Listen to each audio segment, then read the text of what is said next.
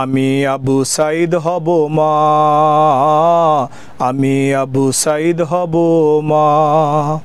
মায়ের কাছে একটা আশীর্বাদ নিচ্ছি যে তোমার দোয়া আমার সঙ্গে দিও মা, আমি আবু সাইদ হতে যাচ্ছি, আমি মানে শহীদ হতে যাচ্ছি। আপনি আবু সাইদকে নিয়ে আপনি একটি গান করেছেন, এই গান করার পরিকল্পনা এবং এই গানটা করার প্ল্যানটা কখন এসেছে আপনার মাথায়? এটা হচ্ছে আমি 18 জুলাই আমি যেদিন যখন ডেসপারেটলি আমি ডিসাইড করেছি যে আমি আমার দেশের জন্য কাজ করব, তো আবু সাইদ যখন মারা যায় তখন আমার মধ্যে একটা প্রতিক্রিয়া কাজ করে যে ওই জায়গাতেও আমিও থাকতে পারতাম, আমার সন্তান থাকতে পারত। তো এই জায়গাগুলো আমাকে খুব টাচ করেছে। তো পরে আমি একটা গান লিখলাম, যে পতাকায় রক্তে লেখা আমার দেশের নাম, সেই পতাকায় মুছতে যাব অধিকারের ঘাম। আবু সাইদ কিনে গানটা একটু যদি বলেন। যে পতাকায় রক্তে লেখা স্বাধীনতার নাম, সে পতাকায় রাখবো এবার অধিকারের ঘাম।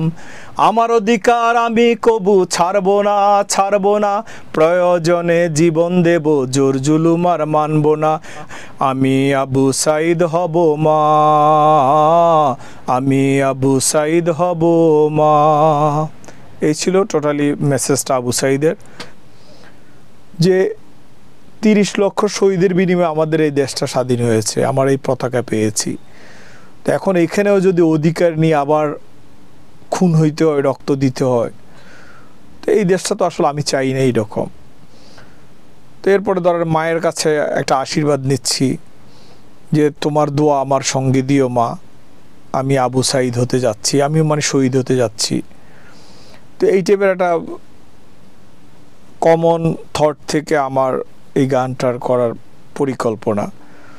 পরে যখন কুমিল্লাতে আওয়ামী লীগের ছেলেমেয়েরা, এটা আপনারা দেখেছেন, কিছু আমাদের মা বোনদেরকে একদম ড্রেনে ফেলে মারতেছিলেন, তো তখন আমি একটা গান করেছিলাম, কাঁদছে আমার বাংলাদেশ, কাঁদছে আমার কুমিল্লা।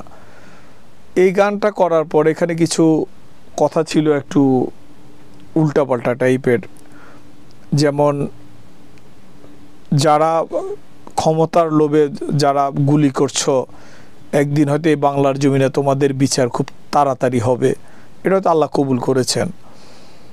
তো ওখানে এই লিরিক্সগুলার পিছনে যেটা আমার মধ্যে কাজ করেছে, আমার মধ্যে একটা অনেস্টি কাজ করেছে যে আমি মরে যাই আর বেঁচে থাকি, এই দেশের জন্য আমি গেয়ে যাব। তো এই জায়গা থেকে আমার আবু সাইদ আমার ভিতরে একটা নাড়া দিয়েছে এবং আমি কাজ করেছি।